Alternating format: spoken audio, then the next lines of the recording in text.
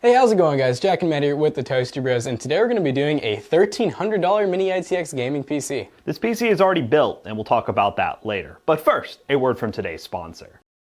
Today's video is brought to you by PDF Element, an all-in-one smart PDF editor which offers the easiest way to create, edit, convert, annotate, and sign PDF documents on Windows and Mac. They are boasting a brand new UI that makes it even easier to use no matter what your skill level is, and even offer built-in OCR functionality that allows you to scan PDFs and turn them into searchable documents. If you're interested in getting this easy PDF editor for your next PDF task, please check the link in the description down below to learn more, and special thanks again to PDF Element for sponsoring today's video.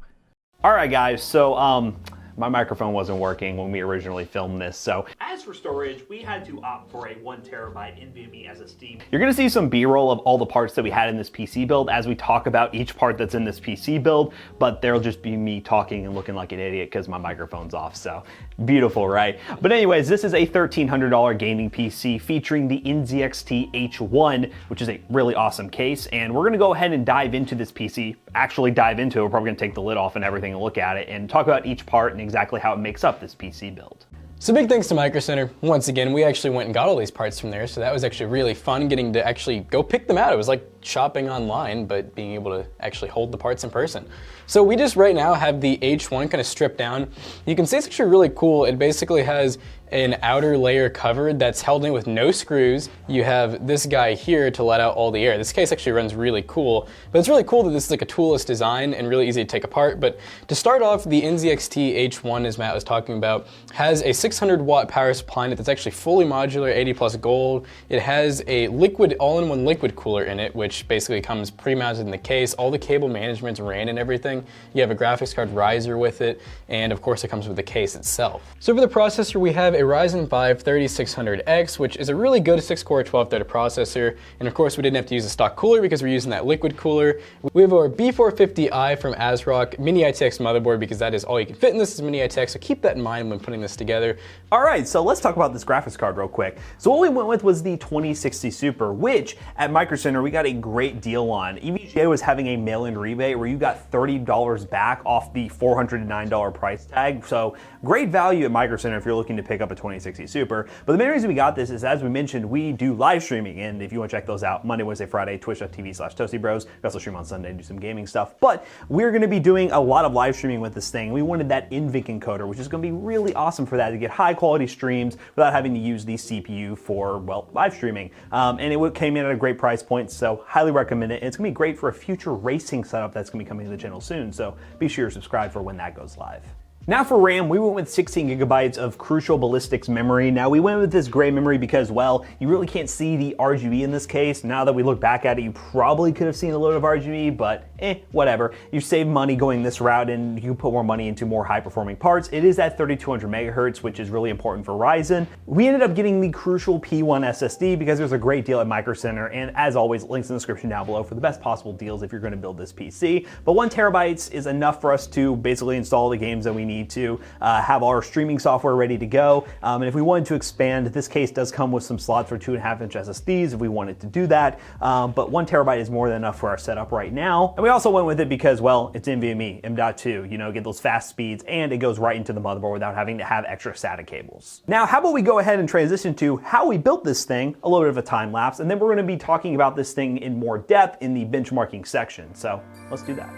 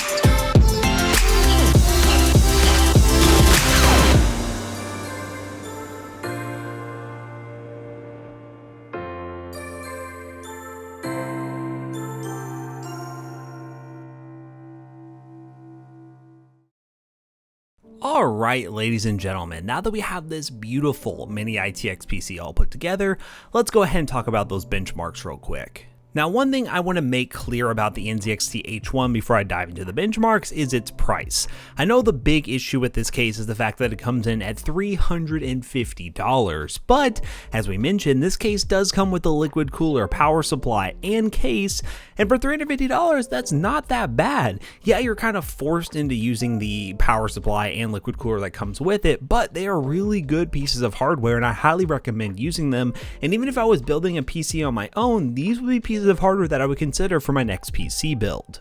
Now, in terms of the benchmark numbers, this thing was awesome. The 2060 Super is more than powerful enough to play all games at 1080p high settings, even stretching into high refresh rate without any problems. Now, yes, this is a $1,300 computer, and if you were to build a non-mini ITX version of this PC, you could most certainly probably get like a 2070 or above GPU, but the fact that this is mini ITX does add a premium, and the NZXT H1 is a little bit pricey, but again, as I mentioned, you are still getting a pretty damn good value for what you're spending.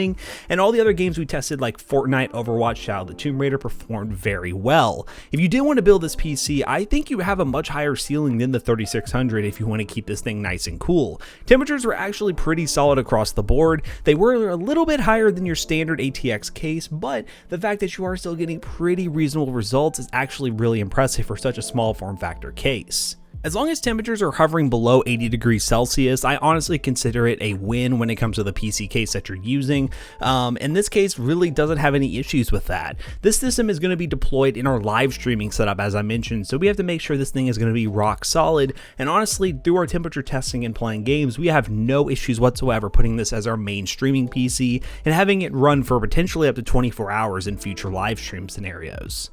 So overall, I am very impressed with this PC and the performance that it delivers for the money. I can highly recommend the NZXT H1 if you're looking to build your next mini ITX PC, and also it was super simple to build in. So if you're a new PC builder, this could be the good route for you to consider if you're looking to build your next PC, because there are numerous guides out there on the internet that will help you build your first PC in the NZXT H1. Now, how about we go ahead and bring Jackson back here real quick to wrap this video up.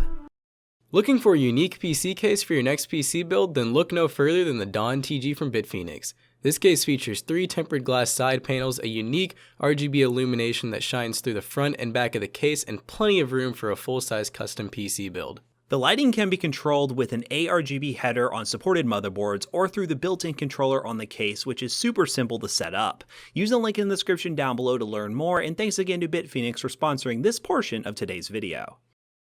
Alright guys, so I know one of the first questions a lot of you are wondering is how hot did this thing get, since it's just a little box with a bunch of perforated holes? Well, the CPU actually got between like 60 to 70 C in gaming, and even kind of like ITX, I think it only got to like a little over 70, which is pretty good for a case like this, and the GPU only got a little bit over 70 C as well. So honestly, some pretty impressive temperatures for this nice, little airflow case. And did not have any problems in terms of gaming performance as well. As we mentioned, we're going to be using this thing for our live streaming setup, which if you guys haven't checked out our Twitch before, head over to twitch.tv/ToastyBros. We stream every Monday, Wednesday, Friday, and Sunday. You can go check us out over there, link in the description down below. But this PC is going to be our main streaming PC in our streaming room, and it's going to be great for doing VR and a future racing simulator setup, as we mentioned at the beginning of the video. It's going to have more than enough power to play those games, and I'm very impressed with this build overall. I really like the compact design. If you are looking for a mini ITX build that's super easy to build in, highly suggest the H1, and I highly suggest you use the links in the description down below. They are affiliate links and they do help us out. If you like us, help us,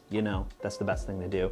But yeah, overall, very impressed with this build, and I highly suggest you consider it if you're looking for a mini ITX build. And like Matt said, the next video, yeah, it's gonna be really cool, but this is not it. There's a lot of stuff right behind the camera, so make sure that you guys stay tuned, subscribe so you can see more content with this PC and this whole entire racing simulator that's also gonna be budget. They're gonna be putting together, and huge thanks to Micro Center for making really most of this stuff possible. So we hope you guys do check out this video. It's gonna be very exciting, something a little bit different from us, but we're very interested to see how this thing turns out, and we're gonna be using it a lot here at the office. So if you don't see us make videos, that's why we're using this. And don't forget to like, comment, and subscribe. And of course, we'll see you guys in the next one. Goodbye. Race off the set.